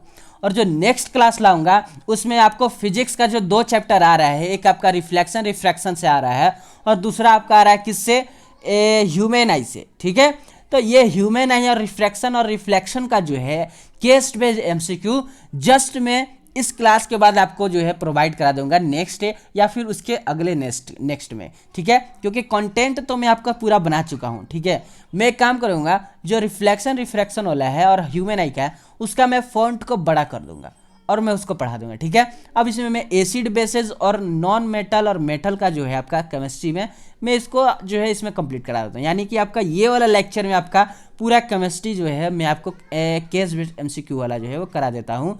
बाकी अगले वाला जो आएगा फिजिक्स का, उसमें मैं आपको सारा रिफ्रैक्शन और ह्यूमन आई का फॉन्ट बड़ा कर दूंगा क्वेश्चन का, ठीक है, ताकि आपको देखने में दिक्कत ना हो, ठीक है। चलिए मैं एक ये काम कर सकता हूँ आपके लिए। चलिए तो baking powder helps in making cakes and bread soft and spongy by. किससे आप जो है एक केक को स्पंजी, यानी कि जो होता है ना ऐसे स्पंजी दबने वाला स्पंज टाइप का, और जो सॉफ्ट, और इस केक को सॉफ्ट बनाने के लिए किस चीज़ का आप यूज़ करते हैं। ये तो आपसे सिंपल सा पूछ दिया, ये तो आपको सब पता ही होता है, हर स्टूडेंट को पता होता है, ठीक है। पता है कि आप इसमें क्या करेंगे, कौन सा गैस निकलता है, जल्दी बताइए। बेकिंग पाउडर जो है, आप बेकिंग पाउडर जब इस आप केक में डालते हैं तो उसके हेल्प से जो इसमें से गैस निकलता है और ये केक क्या हो जाता है आपका स्पंजी और आपका कैसा हो जाता है, सॉफ्ट हो जाता है। तो इसमें से जो गैस निकलता है वो कौन सा गैस होता है, तो आपको पता है कि भैया रिलीजिंग कार्बन डाइऑक्साइड गैस, यानी सी वाला करेक्ट हो जाएगा, रिलीजिंग कार्बन डाइऑक्साइड गैस, ठीक है। नेक्स्ट है friend, which reaction is used in soda acid fire extinguisher, ठीक है। कौन सा आपका जो है रिएक्शन जो है इसमें से है कि सोडा एसिड फायर एक्सटिंग्विशर में यूज किया जाता है, इसमें से कौन सा रिएक्शन, याद कर लीजिएगा। आपको नहीं पता होगा तो याद कर लीजिएगा इसको, ये इंपॉर्टेंट हो जाता है, ये इंपॉर्टेंट, मेरे तरफ से इसको आप इंपॉर्टेंट लगा लीजिएगा, ठीक है। तो आपको बताना है कि सोडा एसिड फायर एक्सटिंग्विशर में कौन सा जो है आपका रिएक्शन जो है वो आपका होता है, जल्दी बताइए कौन सा रिएक्शन होगा। अरे सिंपल है, NaHCO3 plus H plus ion के साथ CO2 प्लस H2O होता है सर जी। थोड़ा बड़ा करके भैया बता दीजिए, ठीक है मैं बता देता हूँ। देखिए NaHCO3 नोट कीजिएगा, ये C है, प्लस H प्लस आयन के साथ जब ऐड होता है तो CO2 प्लस H2O बनता है फ्रेंड। आप इसको नोट कीजिएगा, ये सोडा एसिड फायर एक्सटिंग्विशर है जिसमें कार्बन डाइऑक्साइड गैस और वाटर जो है वो आपका क्या होता है, निकलता है, ठीक है। आप इसको क्या कर लीजिएगा, याद कर लीजिएगा। तो ये आपका जो है क्या है, सोडा एसिड है NaHCO3, ठीक है, जिसमें H प्लस आयन के साथ जो है आप क्या किए हैं, ऐड किए हैं इसको, तो CO2 और H2O आपको यहाँ पे बना है, ठीक है। तो इस तरह से आपका ये जो है रिएक्शन होता है किसका, सोडा एसिड फायर एक्सटिंग्विशर का, ठीक है, आप इसको याद रखेंगे। चलिए नेक्स्ट है थर्ड वाला कि ओहो आपको जो है जल्दी जल्दी करने के चक्कर में दिक्कत हो जाता है। The approximate pH value of bleaching powder. अरे यार ये आपसे क्या पूछ दिया, ये आपसे क्या पूछ दिया, ये बताइए, ये आपसे क्या पूछ दिया इस क्वेश्चन में, ये तो आप ऐसे धड़ धड़ निकाल देंगे। अरे ब्लीचिंग पाउडर भैया, ब्लीचिंग पाउडर का फॉर्मूला से हम जान जाएंगे कि ब्लीचिंग पाउडर का फॉर्मूला से हम जान जाएंगे कि इसका जो आपका क्या है। जल्दी बताइए, जल्दी बताइए भाई साहब, जल्दी से। हाँ, ब्लीचिंग पाउडर जो है वो बेसिक नेचर का होता है। कैसा होता है? बेसिक नेचर का होता है। और बेसिक नेचर का होता है तो इसका जो पीएच वैल्यू है, ये भी याद रखिएगा, ब्लीचिंग पाउडर का जो पीएच वैल्यू है वो 7 से ग्रेटर होता है। ठीक है, ग्रेटर, यहाँ पे मैं ग्रेटर ही लिख देता हूँ। 7 से क्या होता है? ग्रेटर होता है, ग्रेटर। ठीक है, तो 7 से ग्रेटर देखिए यहाँ पे क्या है, 4 तो है नहीं, 7 तो है ही नहीं, 7 से ग्रेटर होता है, और ये भी कट गया, बचा क्या? 9। तो आप याद रखिएगा, ब्लीचिंग पाउडर या फिर आपका ब्लीचिंग पाउडर जो है, ब्लीचिंग पाउडर सोल्यूशन जो है, उसका पीएच वैल्यू 7 से ग्रेटर होता है। 7 से क्या होता है? ग्रेटर होता है। और होता कितना है? तो 9 होता है। ये भी आप याद रखिएगा कि 9 होता है उसका पीएच वैल्यू। ठीक है, चलिए नेक्स्ट आगे बढ़ जाए। चलिए आगे बढ़ जाते हैं। 4th क्वेश्चन है, how many water crystal present in washing soda. अब तो ये तो इजी है, फार्मूला आपको पता है, और फार्मूला में आपको ये भी पता है कि 10H2O लगा हुआ रहता है। फार्मूला लिख दें क्या? चलिए लिख लेते हैं। वॉशिंग सोडा का फार्मूला आप नोट भी कर लीजिएगा, जिनको नहीं पता है। Na2CO3 होता है फ्रेंड, और इसमें 10 मॉलिक्यूल्स जो है आपका वाटर जुड़ा हुआ रहता है। बस आपसे यही 10 पूछा था कि आपका वॉशिंग सोडा में जो है कितना मॉलिक्यूल ऑफ वाटर जो है वो होता है। तो 10 मॉलिक्यूल्स ऑफ वाटर जो है आपका होता है। ठीक है, किसमें? वॉशिंग सोडा में। ठीक है, चलो समझ गए? चलो अच्छी बात है, समझ गए। तो फिर लास्ट क्वेश्चन इस पैसेज का क्या है? क्वेश्चन है कि which of the following statement correct about the heating washing soda. जब आप वॉशिंग सोडा को हीट करते हैं तो इसमें से कौन सा जो है वो करेक्ट है, ये आपको बताना है। जल्दी बताइए क्या होगा, जल्दी से बताइए। तो देखिए फ्रेंड, वॉशिंग सोडा को जब आप हीट करते हैं, यानी आप वॉशिंग सोडा को जब आप क्या करेंगे? हीट करेंगे, यानी Na2CO3.10H2O को जब आप हीट करते हैं तो याद रखिएगा, हीट करने से जो ये वाटर है वो आपका एवोपरेट यानी बाहर निकल जाता है। ठीक है, यानी वाटर आपका लॉस हो जाता है हीट करने पे। ठीक है, अब आगे बढ़ जाते हैं इसमें। तो क्या वॉशिंग सोडा को हीट करने से आपको पंजेट स्मेल मिलता है? जी नहीं, वॉशिंग सोडा को आप हीट करते हैं तो मीठा स्मेल आपको नहीं मिलता है। ठीक है, वॉशिंग सोडा को हीट करते हैं तो लॉस ऑफ वाटर हो जाता है, क्रिस्टल, वाटर का क्रिस्टल लॉस हो जाता है। जी हाँ, जी हाँ, बी वाला आपका करेक्ट है। बाकी कलर में कोई चेंजिंग नहीं होता है, और ऑल ऑफ द अबव तो होगा ही नहीं, क्योंकि ये आपका सारा करेक्ट था। वाटर लॉस होता है, यानी बी वाला आपका करेक्ट हो जाएगा।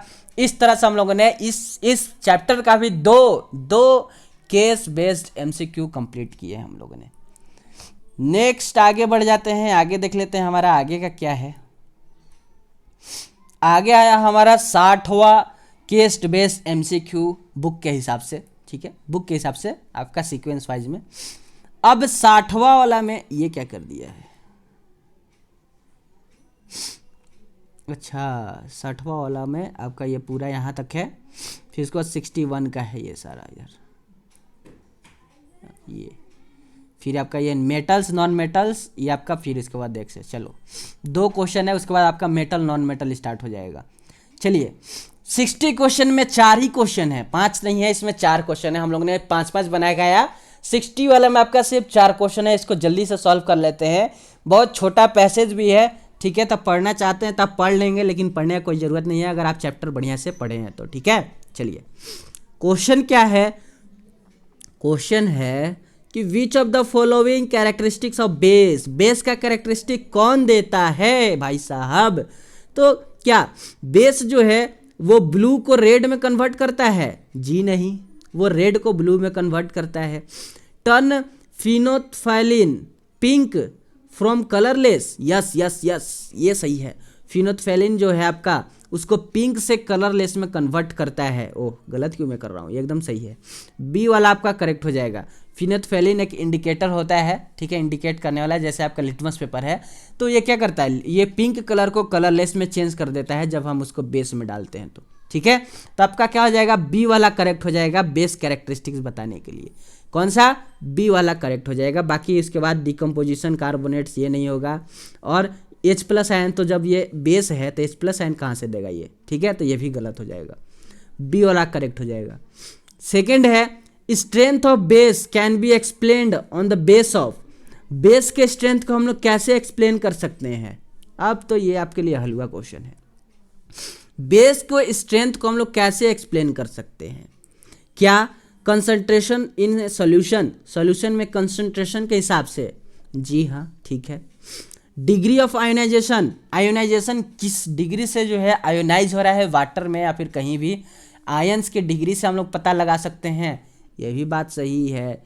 तो it is inherent property of acid, जी नहीं, यानी बोथ ए एंड बी आपका करेक्ट हो जाएगा इसमें, बोथ ए एंड बी। आप इसको याद रखना हो तो याद भी रख सकते हैं, ठीक है, कि हम लोग बेस के स्ट्रेंथ को कैसे पता लगा सकते हैं, तो उसके सॉल्यूशन में कंसंट्रेशन के हिसाब से पता लगा सकते हैं कि वो बेस कितना ज़्यादा आपका क्या है, हैवी है यानी हायर है, या फिर कितना ज़्यादा वो स्ट्रॉन्ग है, या फिर कितना ज़्यादा वो वीक है। हम उसके क्या चीज़ कॉन्सनट्रेटेड से पता लगा सकते हैं, और उसके आयोनाइज होने का जो क्षमता है कि वो कितना जल्दी आयोनाइज हो जाता है वाटर में, उससे हम पता लगा सकते हैं कि वो किसका स्ट्रेंथ कैसा है बेस का, ठीक है। तो ये दोनों आपका करेक्ट हो जाएगा, यानी सी वाला करेक्ट हो जाएगा, बोथ ए एंड बी, ठीक है।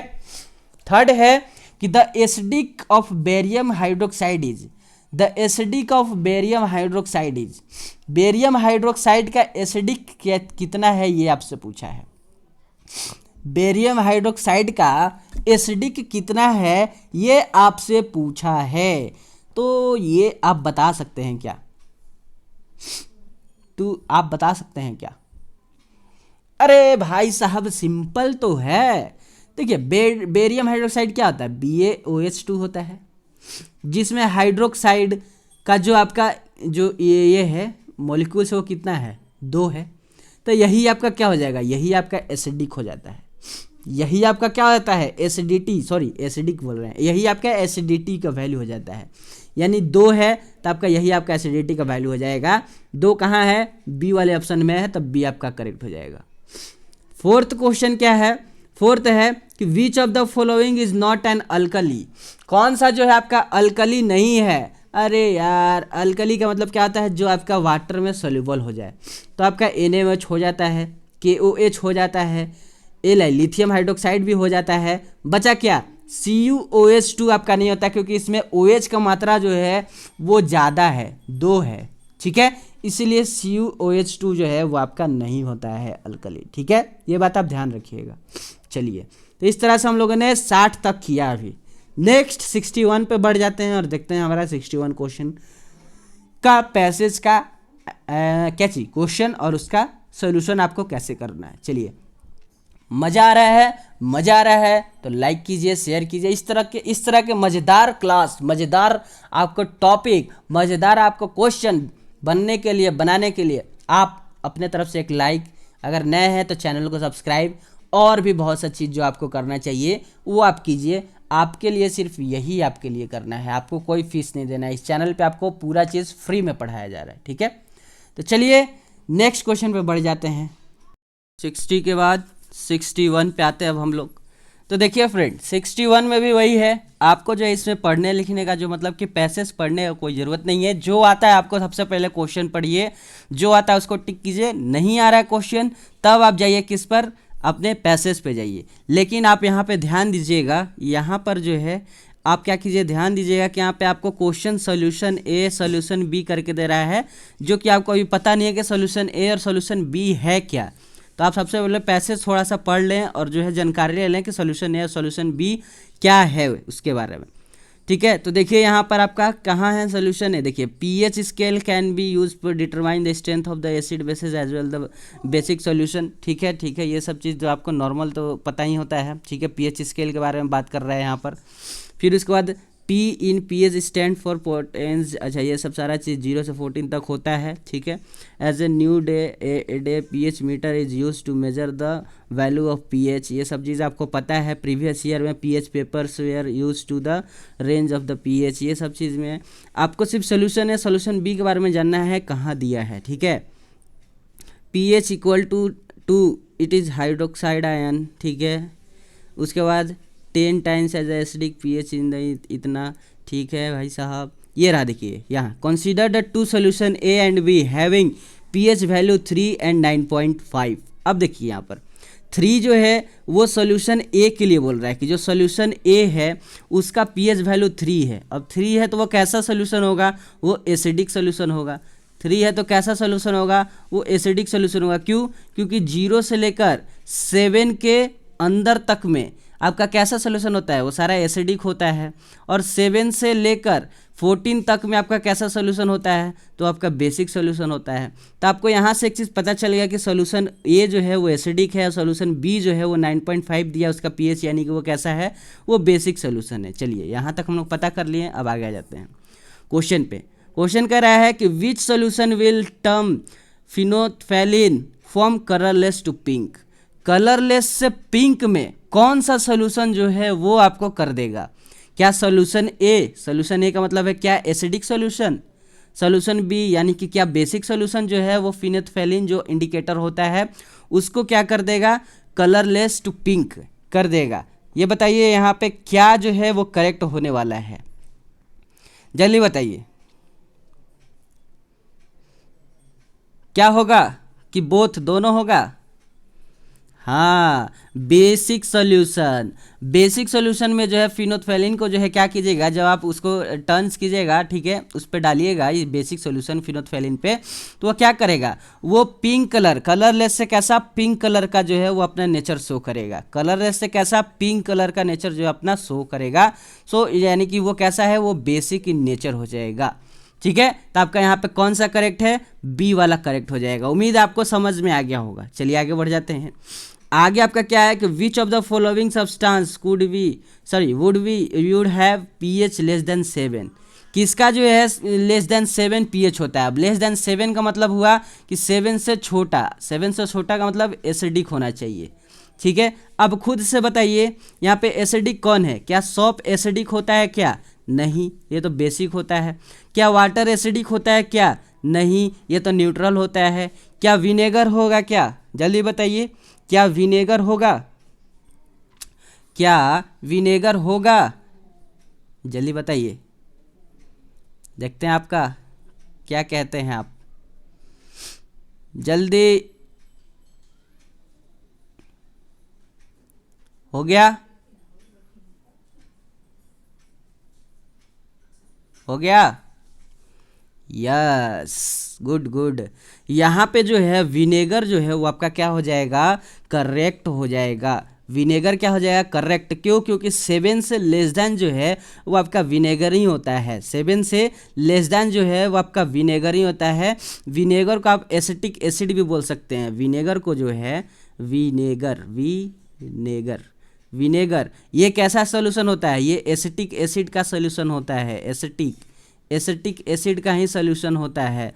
तो ये आपका करेक्ट हो जाएगा लेस देन 7 में, ठीक है। तो आपका कौन सा सही है, सी वाला करेक्ट हो जाएगा, विनेगर। उम्मीद है आपको समझ में आ गया होगा, समझे? चलिए समझ गए तो अच्छी बात है। आगे बढ़ जाते हैं। Third question, which effect does the concentration of H+ ion have the nature of the solution. अब बताइए यहाँ पे कौन सा आपका करेक्ट होगा। Which effect does the concentration of H+ ion have the nature of solution, यानी H+ आयन का कंसंट्रेशन बताने के लिए क्या चीज तो है आपका जरूरत होना चाहिए। जल्दी बताइए क्या होगा यहाँ पर, जल्दी। ऑप्शन आपको यहाँ 4 दिया भी हुआ है, कीजिए।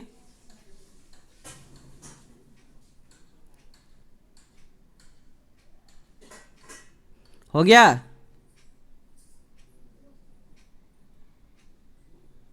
चलिए तो देखिए यहाँ पे क्या होगा आपका यहाँ पे जो है बोल रहा है ऑप्शन ए कि higher the concentration of H+ ion greater the acidic nature of the solution. ये बात एकदम सही है। देखिए H+ आयन आपका जितना ज़्यादा होगा, H प्लस आयन जितना आपका ज़्यादा होगा, नोट कर लीजिए, करना हो तो, उतना ही आपका एसिडिक नेचर जो है, एसिडिक बिहेवियर जो है वो आपका क्या होता है, बढ़ता चला जाता है। एसिडिक बिहेवियर जो है वो आपका क्या करता है, ज़्यादा शो करता है, H प्लस आयन जितना ज़्यादा होगा।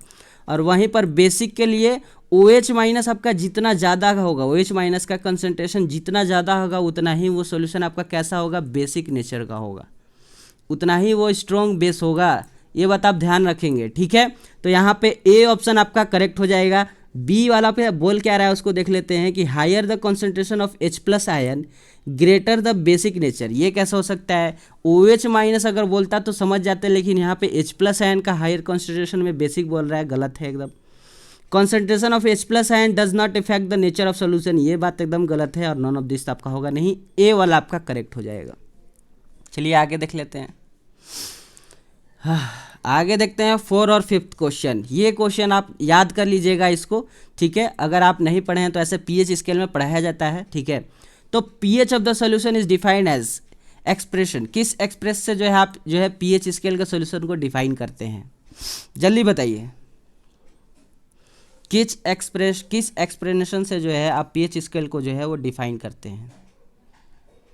तो चलिए हम बता देते हैं, अगर आपको नहीं पता है तो हम बता देते हैं। तो देखिए, जो आप पीएच स्केल का जो एक्सप्रेशन करते हैं वो करते हैं log 1 ऊपर रखते हैं, 1 कॉन्सेंट्रेशन जो है आप ऊपर रखेंगे और नीचे जो है आप एसिडिक का कॉन्सेंट्रेशन रखते हैं, ये आपका होता है, ठीक है। अब इसको अलग तरह से भी आप लिख सकते हैं, जब इसको आप क्या करेंगे, इस H प्लस आयन को ऊपर ले जाएंगे तो आपका क्या हो जाएगा, यहाँ पे आपका ऐसे होगा, देखिए log H प्लस को ऊपर ले जाएंगे तो H प्लस के ऊपर माइनस का साइन लगता है, और इधर कहीं पावर पे माइनस होता है तो वो माइनस उतर के इधर लॉग के आगे आ जाता है, ठीक है। ये बात आप थोड़ा सा याद कर लीजिएगा अगर आपको नहीं पता है तो minus log H plus ion, ये भी आपको अगर ऑप्शन में देगा तो ये भी करेक्ट है, और यहाँ पे ये जो यहाँ बॉक्स में बना के लिखे हैं ये भी आपका करेक्ट है। तो देख लीजिए इन दोनों में से कौन सा चीज़ जो है वो आपको दिया हुआ है, ठीक है। तो यहाँ पे कौन सा ऑप्शन करेक्ट हो जाएगा, यहाँ पे कौन सा ऑप्शन करेक्ट हो जाएगा, तो आप बोलेंगे कि बी वाला भैया, log अपॉन में 1 अपॉन में H प्लस, ठीक है। तो ये आपका करेक्ट हो जाएगा। चलिए 5th वाला देख लेते हैं। ऐसे यहाँ पैसेज में आपको वो चीज़ दिया नहीं था, ठीक है, इसलिए हम बोलते हैं पैसेज जो है ABCD अगर कोई दिया है करके कुछ चीज़ माना है तब आप पैसेज को पढ़िए, उसके जानकारी के लिए, नहीं तो आप छोड़ दीजिए पैसेज, आप डायरेक्ट क्वेश्चन पे आइए। 5th है कि if water is added to the solution B. अब देखिए, अब आप सोल्यूशन बी क्या था, बेसिक नेचर का था, उसमें आप वाटर ऐड कर रहे हैं, तो देन पीएच वैल्यू आपका क्या होगा, देन आपका पीएच वैल्यू क्या होगा ये आपको बताना है, ठीक है। तो जल्दी बताइए क्या होगा आपका पीएच वैल्यू, जल्दी कीजिए। तो यहाँ पे आप ध्यान रखिएगा क्या होगा। अब देखिए, आप सोल्यूशन बी यानी बेसिक वाले में आप जो है बेसिक सोल्यूशन में वाटर ऐड कर रहे हैं, और वाटर आपका क्या होता है, वो न्यूट्रल करता है किसी भी चीज़ को, यानी सॉल्यूशन बी अगर बेसिक है तो उसका बेसिक नेचर को ये क्या करेगा, डिक्रीज करेगा। अब उसका बेसिक नेचर को ये डिक्रीज करेगा तो कौन सा ऑप्शन करेक्ट है, बी वाला ही ऑप्शन करेक्ट है, ठीक है। तो इस तरह से आप समझ गए, क्योंकि वाटर आपका क्या है, एक न्यूट्रल सब्सटेंस, न्यूट्रल आपका क्या है, कंपोनेंट्स है, सब्सटेंस है। अब वो जो है किसी सोल्यूशन में आप जो है एसिडिक सोल्यूशन में अगर आप वाटर को ऐड कीजिएगा तो क्या होगा, वो आपका क्या होगा, जल्दी बताइए। वो एसिडिक नेचर को क्या करेगा, डिक्रीज करेगा, ठीक है। अब उसको बेसिक नेचर में ऐड कीजिए तो बेसिक नेचर को डिक्रीज करेगा, तो बी वाला आपका करेक्ट हो जाएगा, ठीक है। चलिए इस तरह से हम लोगों ने आपका यहाँ मेटल, अब आगे हम लोग मेटल नॉन मेटल पे, ठीक है। एसिडिक बेसिक और आपका जो सॉल्ट वाला है उसका भी हम लोगों ने केस बेस्ड MCQ जो है वो कर लिया है, ठीक है। हर चैप्टर से जो है 4 या 5 केस बेस्ड क्वेश्चन जो हम लोग कर रहे हैं, ठीक है। अब हम लोग का मेटल एंड नॉन मेटल से स्टार्ट करते हैं। मेटल नॉन मेटल का भी जो है आपका स्टार्ट कर लेते हैं, 55 क्वेश्चन से है। पैसेज क्या पढ़ने का जरूरत है, नहीं है। अगर जहां पढ़ेगा तो आके पढ़ लेंगे, नहीं पढ़ेगा तो नहीं पढ़ेंगे। चलिए क्वेश्चन देखते हैं। क्वेश्चन फर्स्ट है कि आपको यहाँ पे क्या बताना है, करेक्ट ऑर्डर बताना है रिएक्टिविटी सीरीज का। अब रिएक्टिविटी सीरीज का हम आपको एक ट्रिक भी बताए थे, क्या चीज़, कल नानी का मंगल जिंदगी। कल से के से कल हो जाएगा, नानी यानी नानी से NA हो जाएगा, मंगल यानी MG, जिंदगी फिर से F हो जाएगा सिर्फ, फिर संत यानी SN, प्रभु के नहीं, ये वाला के तो आपका सपोजिंग में था, हाथ इस तरह से था कुछ ट्रिक हम बताए थे। तो जैसे जैसे हम लोग नीचे की ओर बढ़ते हैं आपका रिएक्टिविटी सीरीज क्या करता है, डिक्रीज करता है। यहाँ पे रिएक्टिविटी सीरीज क्या करता है, रिएक्टिविटी सीरीज में रिएक्टिव करने का जो क्षमता है वो आपका क्या होता है, वो डिक्रीज होता है। ये चीज़ आप लिख लीजिएगा, क्या होता है, डिक्रीज होता है। डिक्रीज होता है, रिएक्टिव करने का क्षमता उसका क्या होता है, डिक्रीज होता है। तो यहाँ पे देख लीजिए ध्यान से। अब थोड़ा सा इसको हम क्लीन कर लेते हैं। आपसे पूछा है करेक्ट ऑर्डर, तो सबसे ज़्यादा के में होगा, फिर एन ए में होगा, फिर एम जी में होगा। एक सेकेंड, इसको फिर से लिखते हैं, नीचे से करके लिखेंगे, ऊपर तो था ही ऑप्शन। यहाँ पे लिखते हैं सबसे पहले किस में होगा, सबसे पहले आपका किस में होगा, के में होगा ज़्यादा, क्योंकि सबसे ऊपर वाला जो है सबसे ज़्यादा रिएक्टिव जो है आपका दिखाएगा मेटल। फिर उसके बाद एन ए में होगा, फिर उसके बाद एम जी में होगा, फिर उसके बाद जिंक में होगा। 4 का रखा है तो हम भी 4 का रख लेते हैं। अब देख लीजिए ये ऑर्डर आपको कहाँ पर दिख रहा है, किस ऑप्शन में दिख रहा है, देख लीजिए कहाँ पर है। जल्दी बताइए आप कौन सा यहाँ पे करेक्ट हो जाएगा। ये ऑर्डर आपको किस में दिख रहा है, जी हाँ सही बोले आप, किस में दिख रहा है। एक चीज़ हम यहाँ पे छोड़ भी दिए ना, यही तो गड़बड़ हो जाता है। फिर से देखिए समझाते हैं। ये रिएक्टिविटी सीरीज जो है देखिए, कल, नानी, का छूट गया था, मंगल, जिंदगी, यहीं तक रखते हैं अभी, ठीक है, क्योंकि हमको 4 तक ही पूछा है तो यहीं तक रखते हैं। अब इसमें देखिए क्या ऑर्डर बन रहा है, सबसे ज़्यादा के में होगा, फिर एन ए में होगा, फिर सी ए में होगा, फिर उसके बाद एम जी में होगा। तो ये देखिए करेक्ट ऑर्डर आपका कौन सा बन रहा है, ए बन रहा है, तो ए वाला आपका करेक्ट हो जाएगा। ठीक है, इस तरह से आप इसको करेंगे। इसका ट्रिक अगर आपको नहीं पता है तो चैप्टर पढ़ाने के दौरान हमने जो है रिएक्टिविटी सीरीज का ट्रिक बताया हुआ है, ठीक है, आप जाके वहाँ पे देख लेंगे रिएक्टिविटी सीरीज का क्या ट्रिक है। फिर उसके बाद आते हैं सेकंड क्वेश्चन। सेकंड क्वेश्चन में है कि आपको यहाँ पे बताना है, करेक्ट मैच करना है। सोडियम जो है आपका क्या होता है, कैसे होता है, अल्युमिनियम का और कैल्शियम का। तो याद रखिएगा सोडियम जो है आपका हाईली आपका क्या होता है, रिएक्टिव मेटल होता है। ठीक है, आप देखे होंगे कल, नानी, ना यानी ना, ठीक है, यानी ने, एन ए सबसे ऊपर आ रहा है, सबसे ज़्यादा रिएक्टिव होता है। ये जो है जल्दी एयर के कांटेक्ट में आके जो है फायर जो है इसमें आग लग जाता है सोडियम में। ठीक है, इसलिए हम लोग सोडियम को जो है वो किरोसिन के अंदर क्या करते हैं, डिपिंग करके या कीपिंग किरोसिन करके उसमें हम लोग किरोसिन के अंदर उसको रखते हैं, किसको, सोडियम को। तो इसका किसका हो जाएगा, ए का आपका सेकेंड हो जाएगा, ए का। ठीक है, बी वाले का क्या हो जाएगा, बी एल्युमिनियम। एल्युमिनियम के याद रखिएगा हम लोग किसके लिए, एल्युमिनियम जो है वो खाने का जो पैकिंग होता है उसके लिए रखते हैं। ठीक है, एल्युमिनियम को हम लोग किसके लिए रखते हैं, खाने के पैकिंग के लिए हम लोग किसका यूज़ करते हैं, एल्युमिनियम रैपर का।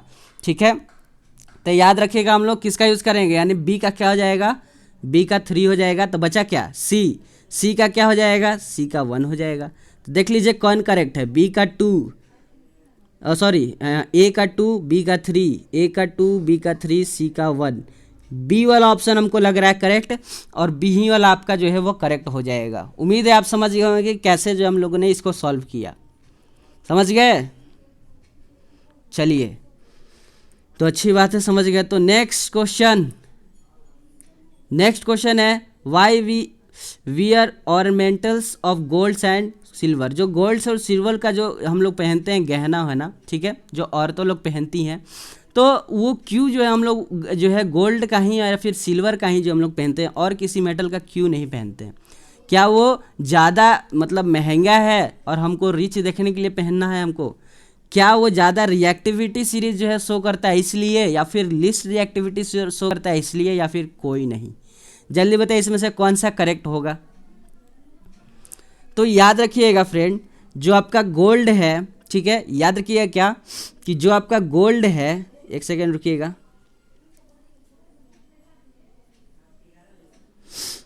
हाँ चलिए, तो याद रखिएगा जो आपका गोल्ड है, कहाँ गया, हाँ ये रहा।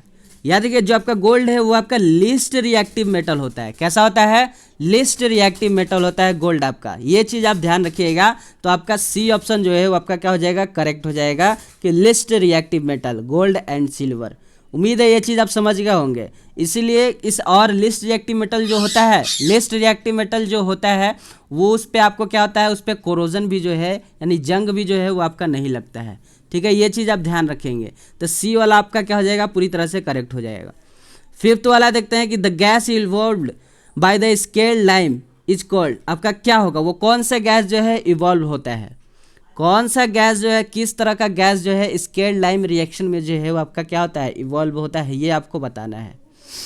जल्दी कीजिए, जल्दी। यस, सही है।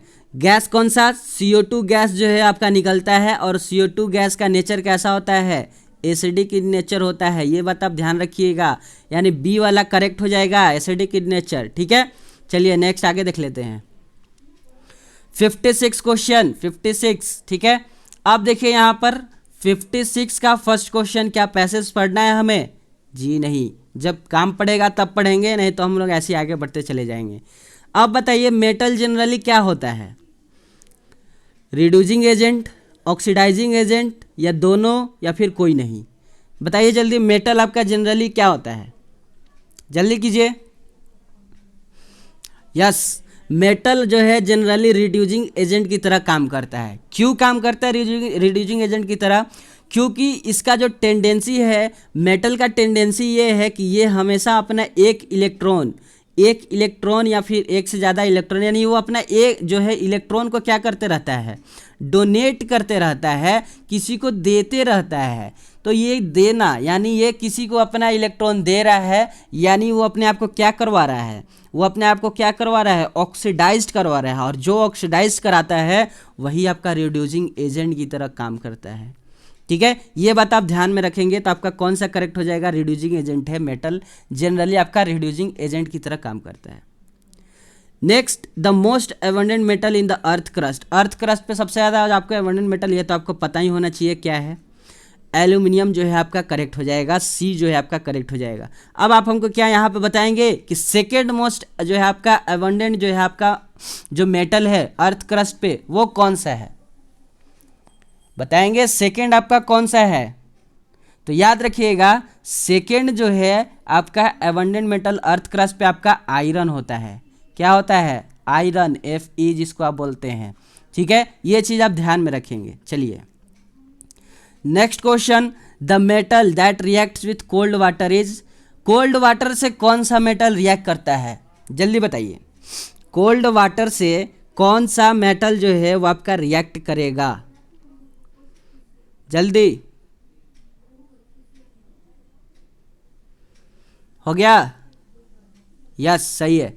सोडियम, सोडियम भी करता है कोल्ड वाटर से, याद रखिएगा Na, और आपका पोटेशियम भी करता है कोल्ड वाटर से। ठीक है, क्यों, क्योंकि ये दोनों जो है आपका क्या है, मोस्ट है, हवा से जो है या फिर एयर से जो है वो जल्दी आपका कैच कर जाते हैं, इसमें जो है ये वोलेटाइल जो है वो ज़्यादा होते हैं। ठीक है, तो ये कोल्ड वाटर से, सोडियम और पोटेशियम कोल्ड वाटर से जो है वो ज़्यादा क्या करते हैं, रिएक्ट करते हैं। ठीक है, क्यों, क्योंकि हाईली रिएक्टिव मेटल हैं ये दोनों। सोडियम और पोटेशियम कैसे हैं, रिएक्टिविटी सीरीज में ऊपर आते हैं, हाईली रिएक्टिव मेटल हैं, तो आपका ये कोल्ड वाटर से रिएक्शन कर जाएंगे, तो सोडियम यहाँ पे करेक्ट हो जाएगा। अगर सोडियम नहीं दिया रहता तो पोटेशियम करेक्ट हो जाता। ठीक है, ये चीज़ अगर आपको पैसेज में भी दिया होगा तो आप वहाँ से टिक लगा सकते हैं। ठीक है, पैसेज में भी ऐसे ये अगर आपको दिया हुआ होता, ऐसे पैसेज में तो डायरेक्ट आपको देगा नहीं। ठीक है, तो आप जो है नहीं लगा है तो आप इसको याद रख सकते हैं। ठीक है, मोस्ट आपका रिएक्टिव मेटल ऐसे होता ही है क्या, सोडियम और पोटेशियम, किसी से भी रिएक्ट कर जाएगा। मेटल प्रेजेंट इन क्लोरोफिल, ओहो हो, क्लोरोफिल में जो है वो आपका कौन सा जो है मेटल प्रेजेंट होता है, ये बता दीजिए थोड़ा हमें। क्लोरोफिल में जो है कौन सा मेटल प्रेजेंट होता है ये हमें बता दीजिए जल्दी। यस गुड, मैग्नीशियम मेटल जो है वो आपका क्लोरोफिल में जो है वो प्रेजेंट होता है, ये बता, अगर नहीं पता है तो कहीं साइड में अपने नोटबुक में लिख लीजिएगा, मैग्नीशियम मेटल जो है आपका प्रेजेंट होता है। लास्ट है इस क्वेश्चन का कि which of the flowing metal catch fire, अरे अभी जस्ट बताया हमने सोडियम होता है, अभी जस्ट बताया सोडियम, सोडियम ना दिया रहता तो जल्दी बताइए, पोटेशियम, यानी डी वाला करेक्ट हो जाएगा, both A and B, D वाला करेक्ट हो जाएगा, बोथ ए एंड बी। ठीक है, समझ गए। चलिए समझ गए। तो नेक्स्ट आगे देखते हैं, हमारा 57 वाला। ठीक है, 57 में ये आपका यहाँ पे इस तरह से पैसेज दिया हुआ है। 57 में आपको यहाँ पे इस तरह से पैसेज दिया हुआ है। अब हमें इसे सॉल्व करना है। अब इसको हम कैसे सॉल्व करेंगे ये भी देख लेते हैं। क्या हमें इसे पढ़ना ज़रूरी है सर? भैया क्या हमें इसे पढ़ना ज़रूरी है? तो हम बोलेंगे कि एक सेकेंड, आप इसको जो है पढ़ेंगे कि नहीं पढ़ेंगे ये आपको थोड़ा सा जो है आपको क्वेश्चन से पता चलेगा। ठीक है, किससे? क्वेश्चन से आपको पता चलेगा। तो हम लोग क्वेश्चन पे बढ़ जाते हैं।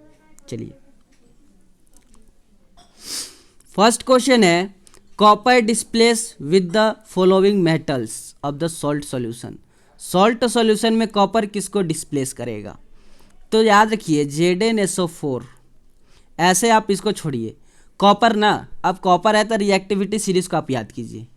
कल नानी का मंगल जिंदगी, फिर संत प्रभु के हाथ, कृपा कर गोल्ड सिल्वर,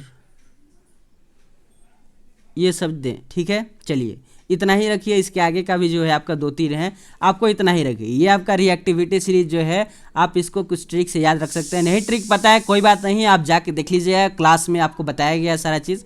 तो यहाँ देखिए आपको बोला है कॉपर जो है वो किसको डिस्प्लेस करेगा।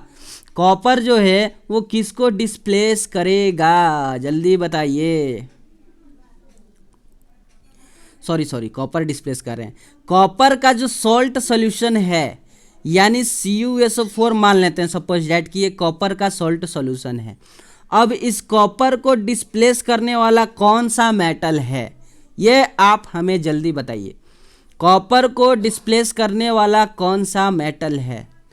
तो याद रखिएगा यहाँ पे कॉपर को जो है आपको आयरन भी डिस्प्लेस कर सकता है, Fe यहाँ पे होगा। आयरन भी कर सकता है, जिंक भी कर सकता है। क्यों? क्योंकि कॉपर से ऊपर आ रहे हैं वो दोनों, आयरन और जिंक। बाकी सिल्वर नहीं कर सकता क्योंकि सिल्वर कॉपर के नीचे है। ठीक है, और निकल भी नहीं कर सकता है क्योंकि निकल और नीचे आ जाता है। तो ये दोनों आपके ऐसे ही कट गए। कौन दोनों? तो C और D आपका तो ऐसे ही कट गया, C और D। बचा आयरन और जिंक। तो आयरन और जिंक में जिंक सबसे ज़्यादा ऊपर है, तो जिंक जो है वो सबसे ज़्यादा रिएक्ट जल्दी करेगा कॉपर के सॉल्ट सॉल्यूशन के साथ। ठीक है, कॉपर के सॉल्ट सॉल्यूशन के साथ जिंक सबसे पहले रिएक्शन करेगा और ZnSO4 बना लेगा। ठीक है, तो ZnSO4 बना लेगा, यानी जिंक यहाँ पे आपका करेक्ट हो जाना चाहिए मेरे ख्याल से। यहाँ पे जिंक जो है आपका करेक्ट हो जाना चाहिए। क्या बोलते हैं? जिंक होगा।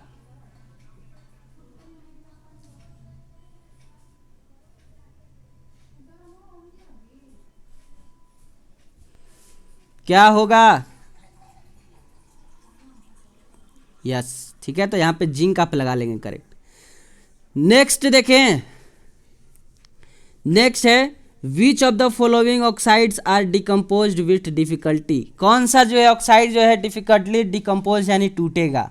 कौन सा ऑक्साइड जो है वो जल्दी नहीं टूटेगा। तो जो सबसे ज़्यादा रिएक्टिविटी होगा वो जल्दी अपना नहीं तोड़ना चाहेगा। तो इसमें से सबसे ज़्यादा रिएक्टिव कौन है? जिंक है, क्योंकि जिंक जो है इन सब से ऊपर आता है। अभी मैंने रिएक्टिविटी सीरीज में दिखाया था। तो आपका बी वाला करेक्ट हो जाना चाहिए मेरे ख्याल से। कौन सा करेक्ट? बी वाला जो है वो करेक्ट हो जाना चाहिए मेरे ख्याल से। ठीक है, तो हाँ बी वाला ही आपका करेक्ट ही होगा, हो जाना चाहिए क्या? करेक्ट ही होगा। ठीक है, ये बात आप ध्यान में रखेंगे। उम्मीद है आप समझ गए होंगे। चलिए समझ गए होंगे तो नेक्स्ट थर्ड देख लेते हैं कि थर्ड का आपका कौन सा करेक्ट ऑप्शन होगा। थर्ड का कौन सा करेक्ट ऑप्शन होगा? थर्ड है which of the following statement is correct. कौन सा फॉलोइंग स्टेटमेंट आपका करेक्ट है? तो यहाँ पर क्या दिया है वो देख लेते हैं। Elements near the top of the series are never found free in state. जो रिएक्टिविटी सीरीज में ऊपर की ओर आपको दिख रहे थे कि कल नानी का CA से का होता है मंगल, ये सब चीज़ जो ऊपर वाले आपको जो दिख रहे हैं वो आपको जो है नेवर यानी कभी भी फ्री स्टेट में नहीं मिलते हैं। तो ये बात भाई साहब एकदम सही है। कभी भी आपको सोडियम पोटेशियम सोडियम आपको कभी भी फ्री स्टेट में आपको कहीं मिलते हुए दिखे हैं क्या? नहीं। तो ये आपको कभी भी फ्री स्टेट में नहीं मिलते हैं। ए वाला तो एकदम करेक्ट है। लेकिन आप ए पे तुरंत मार के आप आगे मत बढ़िएगा, आप सारा ऑप्शन पढ़िएगा। बी वाला क्या बोल रहा है? बी वाला बोल रहा है कि एलिमेंट्स नेवर द बॉटम, इस बार नीचे वाला का बोल रहा है, सॉरी नेवर नहीं near, elements near the bottom of the series are often found in free state. ये भी बात सही है कि नीचे वाला जो आपको जो मिलते हैं यानी कॉपर जो हुआ, सॉरी हाँ कॉपर जो हुआ, आपका जो गोल्ड हुआ, आपका जो सिल्वर हुआ, ये सब चीज़ जो है वो आपको फ्री स्टेट में आपको मिल जाते हैं। यानी ज्वेलरी आप जो पहनते हैं वो आपको फ्री स्टेट में मिल जा रहे हैं। तो ये बात भी एकदम सही है। तो यहाँ पे आपका ए और बी दोनों करेक्ट है, तो यानी डी वाला ऑप्शन करेक्ट हो जाएगा कि बोथ ए एंड बी। उम्मीद है ये चीज़ समझ गए होंगे। चलिए फोर्थ क्वेश्चन है कि which of the following metals react with steam but not in hot water. Hot water से नहीं बट स्टीम से रिएक्ट करते हैं। इसका मान लीजिए सपोज आपको नहीं पता है तो आप चले जाइए थोड़ा सा पैसेज में आ जाते हैं और देख लेते हैं पैसेज में क्या है कैसे है। ठीक है, अब देखिए यहाँ पे पढ़ लेते हैं passage. The most reactive metal of the top of the position of reactivity series and the least reactive metal bottom of the reactivity series. ठीक है, the metal of the replacing on the below of the aqueous solution reactivity towards the elements of the proved the stability of their substances decreases any of the hydrogen reacts with the acid and replace of the most reactive metals are more strongly the oxygen the oxidation of the recomposition into of the option. नहीं यहाँ पे दिया है, कोई बात नहीं, कोई बात नहीं, नहीं दिया है तो कोई बात नहीं। आप यहाँ पे याद रख सकते हैं कि जो आपका ऐसा मेटल जो आपको सिर्फ स्टीम से रिएक्ट करे वो हॉट या फिर cold water, sorry hot water से जो है वो रिएक्ट ना करे, ऐसा कौन सा मेटल है? तो आप बताइए सबसे पहले कि आप क्या देंगे इसका आंसर। अगर आपको देना होता तो आप क्या देते? अगर आपको देना होता तो आप इसका क्या देते करेक्ट आंसर बताइए। तो हम बताएं, अब जल्दी बताइए, बताएं। चलिए बता देते हैं। तो याद रखिएगा यहाँ पे जो है मेटल जो रिएक्ट करे स्टीम से वो होता है आयरन। आयरन जो है वो स्टीम से जो है वो रिएक्ट करता है बट हॉट वाटर से रिएक्ट नहीं करता है।